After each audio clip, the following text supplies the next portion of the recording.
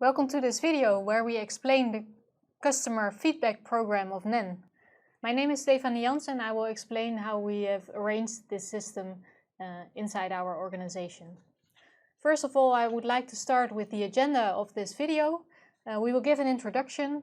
We will tell you something about the process, about the questionnaires we use, and at least we will give you an overview of the results in an online dashboard. So you are always up to date what the results are. And I will also give you some experience until now. The goal with the customer feedback program is explained as follows by one of our managers.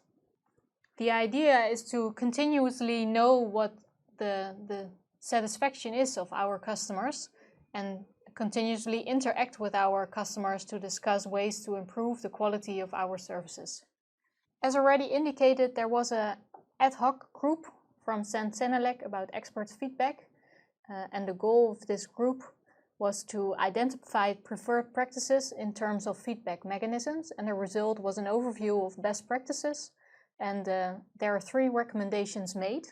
The first provides an active and passive feedback mechanisms, which can be done via a survey or an online form. And so you give your customers the opportunity to give you feedback at a stage where they want to do that. So for instance, you can publish that survey or the form on your website. The second recommendation is the documented feedback policy. So customers know what they can expect when they give you feedback. And the third one is a committee member survey.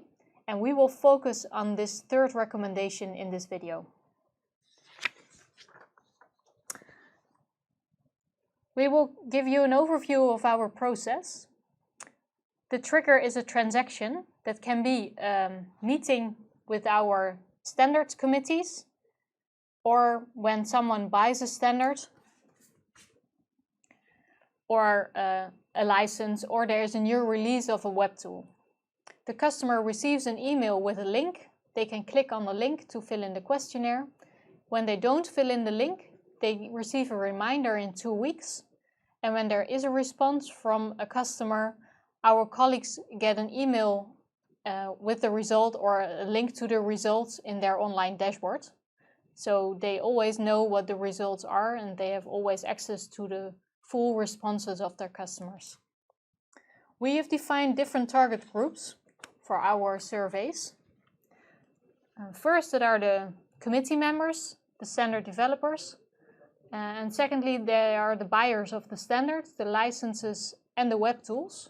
And then especially for new releases of the web tools, they are invited to give their feedback. And we use a service supplier, Integron, to help us with this feedback survey mechanism. Leading in our customer feedback survey is the Net Promoter Score. The Net Promoter Score is an overview of the promoters, the passives and the detractors. And the question that is raised is how likely is it that you would recommend NEN?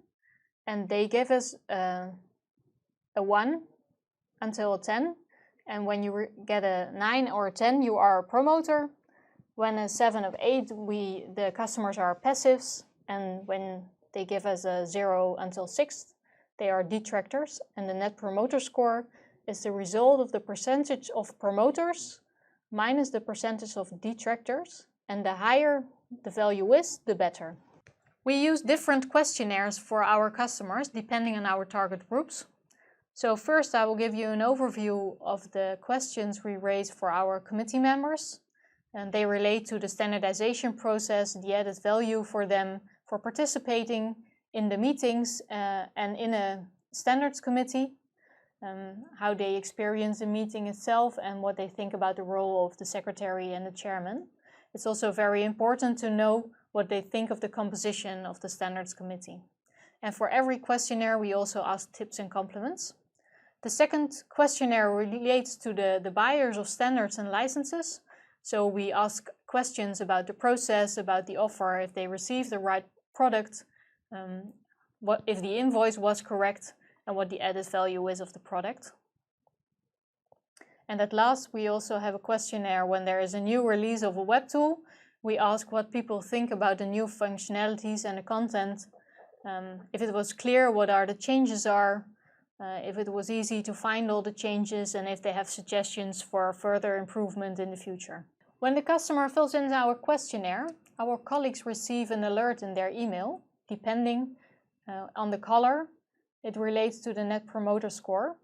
So it can be red, orange, or green. And this is the call for action. So in this link, you find a button where you can click to the results in your online dashboard. And you also only receive the alerts from your own customers, so not for all the customers in general.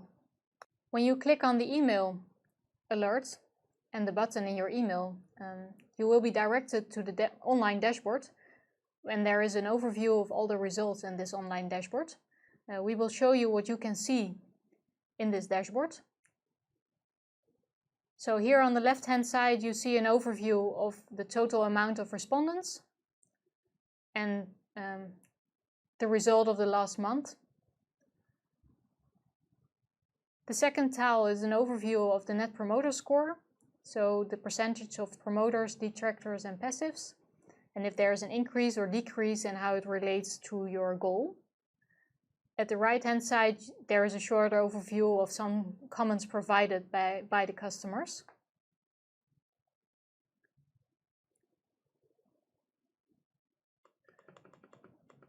The customer journey gives an overview of all the questions raised in the questionnaire and how it was valued by our customers.